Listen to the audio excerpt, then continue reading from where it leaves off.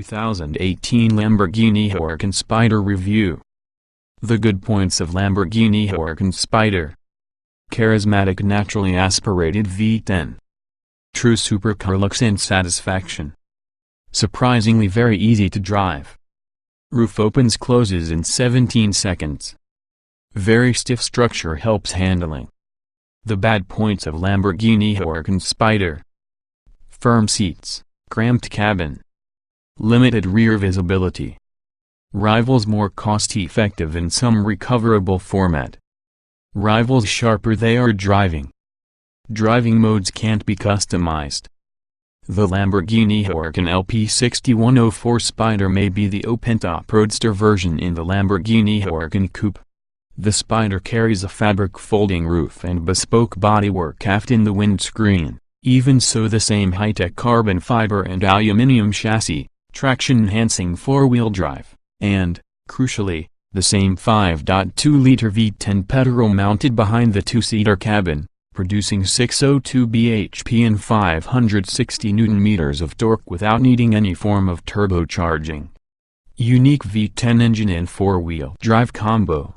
Discounting the even less expensive Audi R8, and that is built on the very same platform as being the Lamborghini but isn't yet available like a convertible and customarily doesn't attract the identical customers.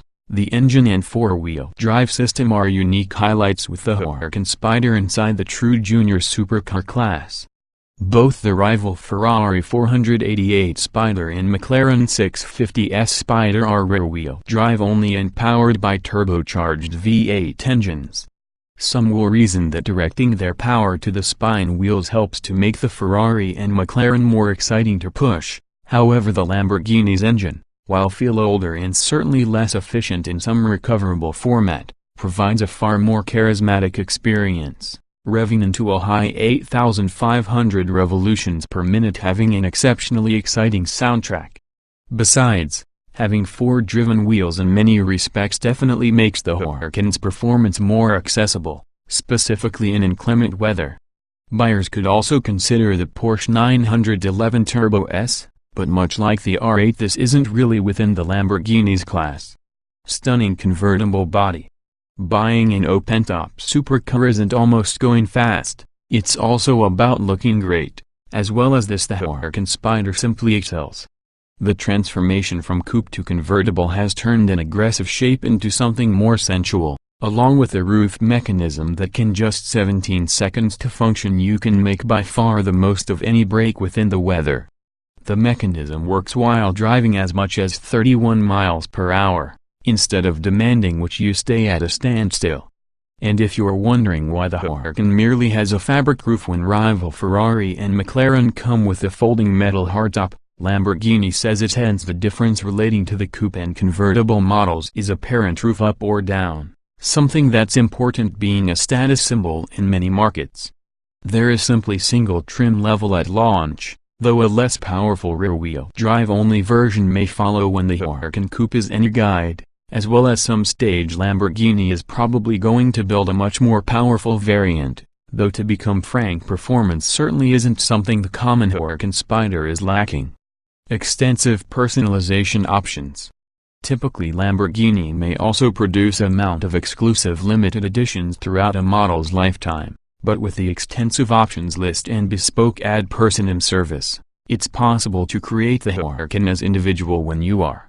None in this comes cheap, but it is a very exclusive car, and buyers anticipate a premium for everything of this particular experience. All Huracans are fitted using a 7-speed dual-clutch automatic transmission as standard. Watch on more to do with how the Lamborghini Huracan Spyder performs and what it's like from your driver's seat. Weighing in at 1,542 kilograms, dry Lamborghini only ever quotes weights without fluids. The Huracan Spyder approximately 100 kilograms heavier as opposed to coupe. Thank the soft-top mechanism and associated hidden rollover protection with the. This additional bulk costs the Spyder 0.2 seconds in the 0.62 miles per hour sprint. Consider it still sees off that benchmark in 3.4 seconds. It's unlikely to garner a great number of serious complaints. The blend of four-wheel drive and dual-clutch automatic means most effective access this performance with virtually no recourse to file for control electronics anytime. The same probably cannot be said for your claimed 201 miles per hour top speed, but only because you'll have to have a long stretch of non-public runway to try it. Impressively, the identical top speed is quoted no matter if the roof expires or down. Sounds fantastic.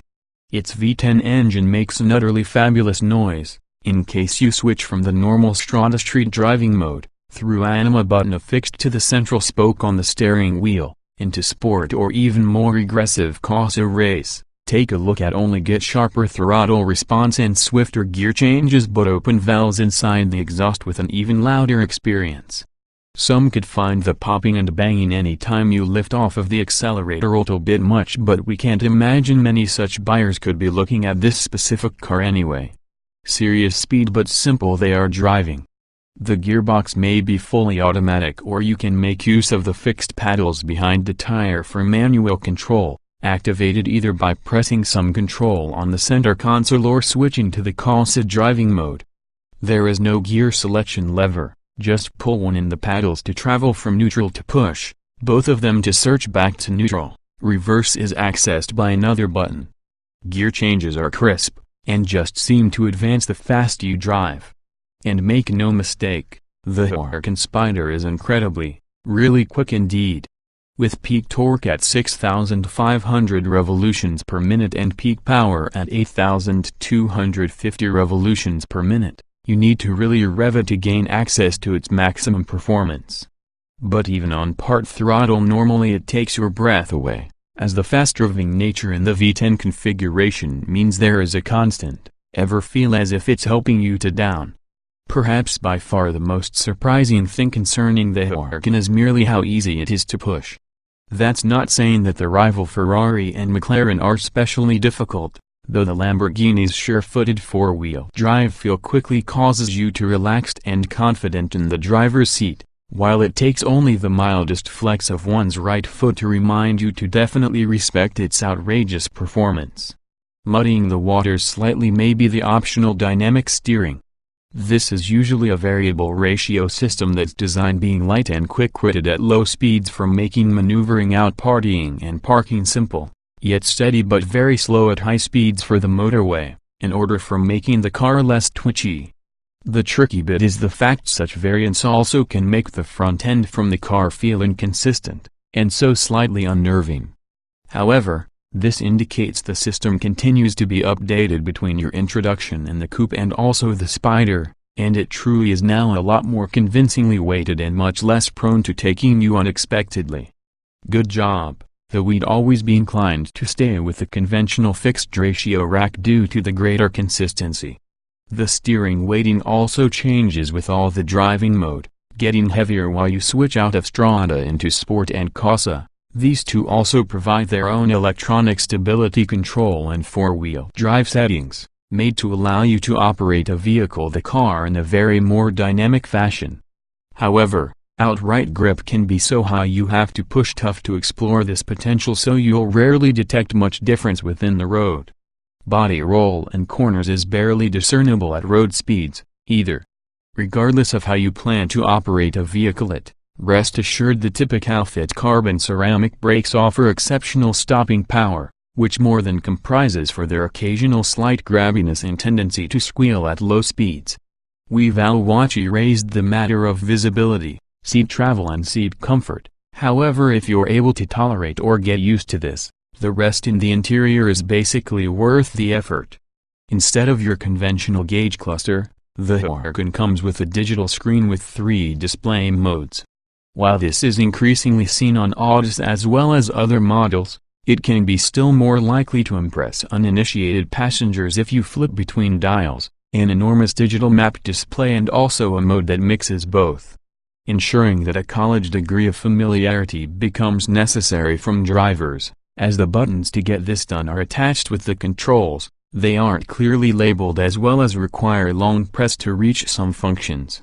Owners will adapt immediately, but casual observers can be baffled.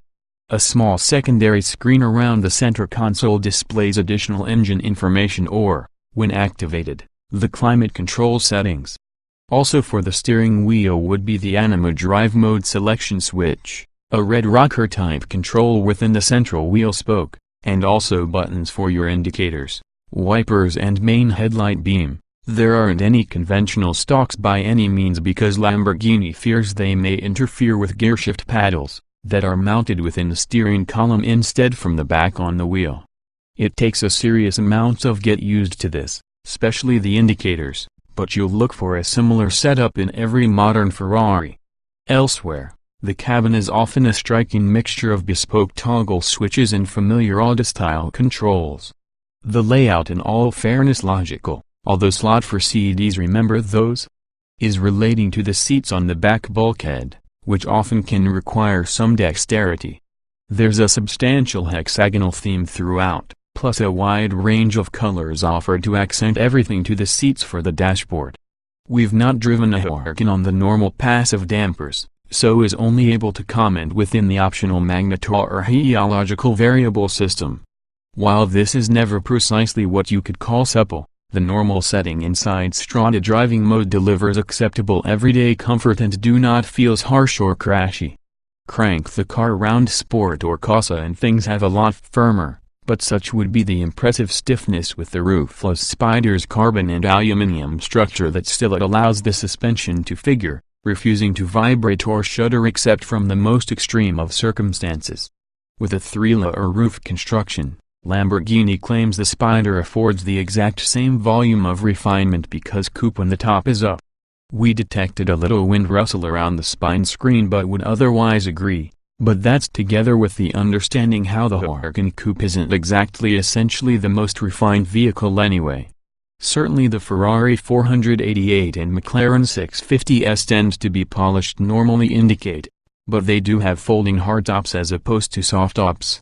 Roof-down Lamborghini provides a volume of clever aerodynamic tweaks and keep buffeting with a minimum, slots for the fins behind the cabin, climp-in mesh panels with an adjustable rear screen. Lowering this last also allows one to hear the engine more whenever you've got the superior up.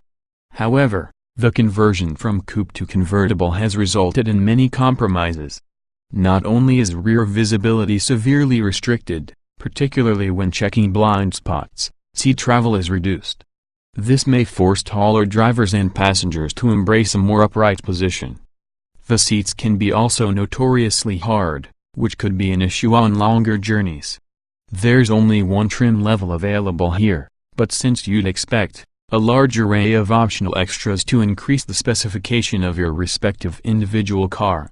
Standard Lamborghini Huracan equipment. The car sits on adaptive magneto or heological dampers that allow automatic or manual adjustment on the suspension suppleness, while a carbon ceramic braking mechanism sits behind standard 20-inch alloy wheels. Its headlamps and taillights are LED, and also the only gearbox option is really a 7-speed automatic. Inside you'll choose the Lamborghini infotainment system too, including a 12.3-inch digital display for instruments, controlled by buttons on the tire. Behind that happen to be paddles to the gearbox. The seats are electronically adjustable, even though the whole interior is completed in fine leather and Alcantara. Optional Lamborghini Huracan accessories.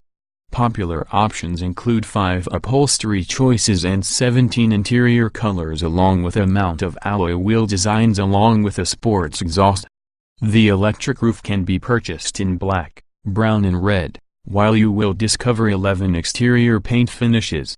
Customers signing nearly the ad personam individualization program could decide among further paint finishes, including distinctive matte effects.